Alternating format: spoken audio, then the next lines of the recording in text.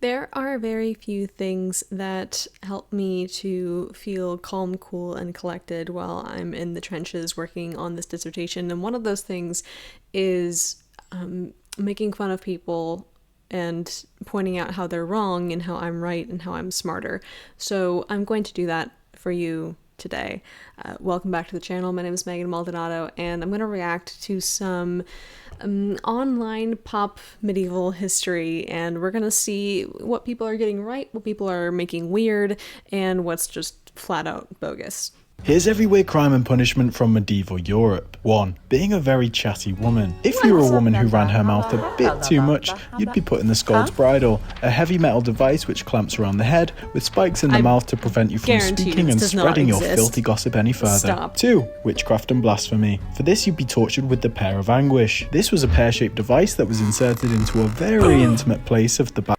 First of all, I don't think that's even real. Second of all, witchcraft was not as big of a panicky issue as it was in the early modern period. So let's get that straight. Back body, which was then gradually opened by turning the stem, and after a while the pressure would pop it into thin, sharp slivers which were all stuck up your bottom for the foreseeable future. No, 3. I don't believe it. Robbery or murder. You'd be lashed to a large wagon wheel and beaten Imagine getting punished for robbery or murder.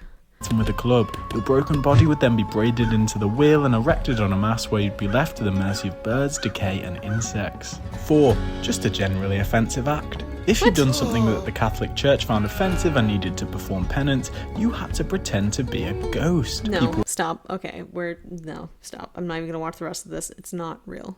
My beautiful peasant wife. I just love our life. In this quaint medieval village, everything is perfect. I especially love that all our food is free range and GMO free. Not a hint of climate change. A local community. Everything we eat and breathe is fresh. No toxins or microplastics. In one large farmer's market, essentially. Life here could not get any better. Oh, are you okay? It's just a little scratch, I'll be fine. Stop. Well, I guess that's the one downside to being a medieval peasant. Witch! What? Okay. Oh my. We just covered the witch thing, not a reality that we're really dealing with here in the Middle Ages. The cut, would you get a cut and then die? No. Was there medicine in the period? Yes. Was everything like one giant farmer's market? What? Girl, you don't walk up to your farm in the Middle Ages, Starbucks in hand on a Saturday morning, and say, give me that $8 loaf of bread, these 12 eggs for probably $12, and somebody's weird crocheted thing that you got because it just seemed kind of fun at the time. This is not a farmer's market where other people are growing things and doing things for you and you just roll up and buy it, right? Like, I'm not saying that, oh my god, like, there aren't any benefits to this way of living. I get the lack of microplastics and the lack of pollution. Yeah, that's not something I think we're ever going to get back to, but it's one giant farmer's market? No, girl, you gotta work for it. What? Stop. Anyway, moving on. Ooh, this one has 7.5 million views. How do I do these numbers? Do I just need to make things up? Let's find out what happens. The most disgusting customs of the Middle Ages. Ooh. Queen Isabella of Castile constantly boasted not only of being a warrior queen, but also of having taken only 2 baths in her entire life. One bath when I've heard this rumor before. I have no idea if this is true about her or not. I should look this up. she was born, and the other before her wedding. Weddings were held in June because May was the month when people bathed the most. This is where All right, no, this is just false. No, people do not only get married in June. I think the summer is a good time to get married. People mainly get married in the summer now. What? No. the idea of bouquets originated. So the bride No idea if that's true or not, but it sounds fake. wouldn't smell as bad. That's definitely not true. People bathed in the Middle Ages. People bathed and they brushed their teeth. Stop it. Okay. fan was also used to prevent women from showing their decayed teeth and to avoid bad breath from reaching others. Hair was No. Okay. Again, teeth weren't that bad. Now, you didn't have access to the same kind of dentistry, so if you had a real dental problem, yeah, it would probably go more unresolved then than it would now, although their lack of refined sugar in the period probably contributed to better dental health, in addition to the way that they would brush their teeth. But what? No.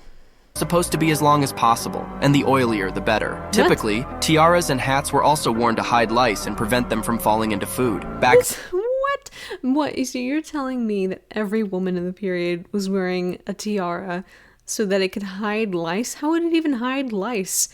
It doesn't even make sense.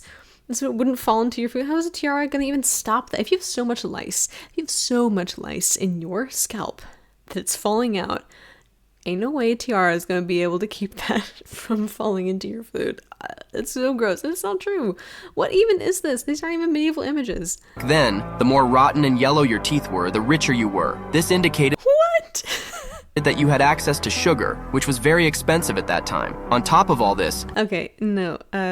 Yes, sugar existed, but heavy amounts of refined sugar come into play once you get into colonization, once you get into the early modern period. I mean, yeah, you're able to access different sugarcane crops and supply often slave populations to tend to them. I'm not going to say the majority of the time, but your access to sugar, yes, was more limited for sure. But the idea that your teeth being rotten was a sign of wealth, there is absolutely no reason to believe this whatsoever. They believed that if a woman washed her intimate areas too much, it could cause infertility. So she had to live with that odor. The most disgusting customs of the